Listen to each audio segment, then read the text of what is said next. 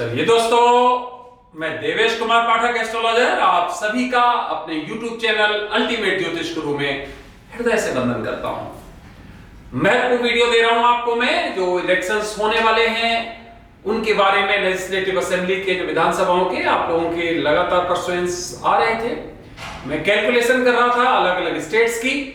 अब मेरी कैलकुलेशन लगभग तैयार है, तो मैं अलग अलग राज्यों की आपको अलग अलग वीडियोस देने वाला हूं। तो आज सबसे पहले जो हम सीरियल पे ले रहे हैं वो है पंजाब। पंजाब में क्या होने जा रहा है हमारी कैलकुलेशन के हिसाब से, वो हम आपको बताने जा रहे हैं। तो पंजाब में 20 फरवरी को 2022 को चुनाव होने हैं। पहले ये 14 को थे, एक्सटेंड कर दिए गए ड्यू टू रीजंस, आपको पता है, क्योंकि वहां पर कोई किसी तरह का त्योहार होता है। तो वो अब 20 फेब को होना है, और वो जो है 20 फेब को 170 सीट्स के लिए मतदान होगा। तो इसमें क्या परिस्थिति रहने वाली है, कौन सी पार्टी हमारी कैलकुलेशन के हिसाब से ऊपर दिखाई दे रही है, कौन सी पार्टी कितने सीट्स ला सकती है, वो मैं आपको इस पर्टिकुलर वीडियो में बताने जा रहा हूं। देखिए, आपको पता है जब तक कि इंडिपेंडेंटली हम सभी कैंडिडेट्स का नहीं करते एनालिसिस, तो बहुत मुश्किल होता है हर कॉन्स्टिट्यूएंसी का पता करना, क्योंकि कौन लड़ रहा है, सामने कौन है, कौन इफेक्टिव है। जब तक उनके सबके चार्ट सब लेवल नहीं होते तब तक बहुत मुश्किल होता है। आप जानते होंगे इस बात को, क्योंकि ये युद्ध जो है वो दो महायोद्धाओं में होता है, दो पार्टीज में भी होता है, तो दो महायोद्धाओं में भी होता है। उनकी आपस की क्या परिस्थिति है, उनका स्टेटस क्या है उस कंस्टिट्यूएंसी में, ये सबसे ज्यादा महत्वपूर्ण होता है। लेकिन फिर भी पार्टीज के जो लीडर्स होते हैं और जो अलग अलग उनके जो फॉर्मेशन के डेट होते हैं, उस आधार पे हम कैलकुलेट करने का प्रयास करते हैं, और हमारे कुछ और तरीके होते हैं, उनको हम इंडक्ट करके मिला के कई तरीके से इसका रिजल्ट निकालते हैं। फिर भी अगर इंडिपेंडेंट कैंडिडेट्स के आधार पे हमें डिटेल सबके मिल जाएं, तो और सटीकता से बताया जा सकता है कि कितनी सीट्स किस पार्टी की, और पर्टिकुलरली किस कंस्टिट्यूएंसी से कौन जीत रहा है, वो भी बताया जा सकता है।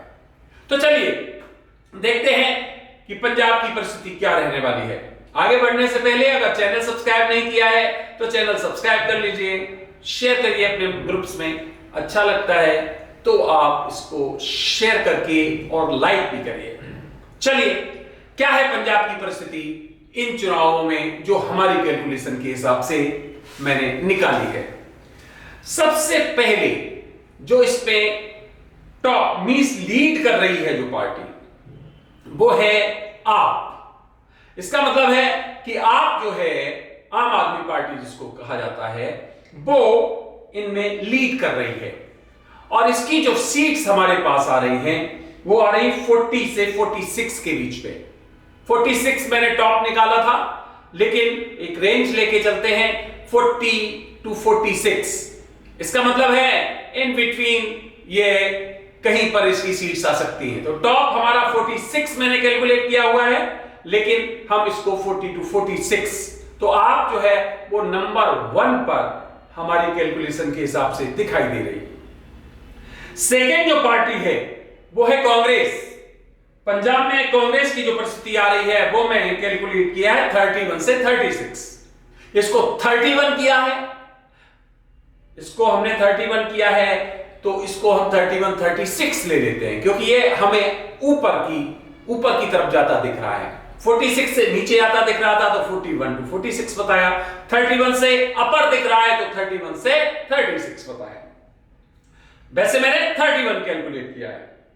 तीसरी जो पार्टी है जो इस दौड़ में रहेगी वो है अकाली दल और बीएसपी का जो गठबंधन है।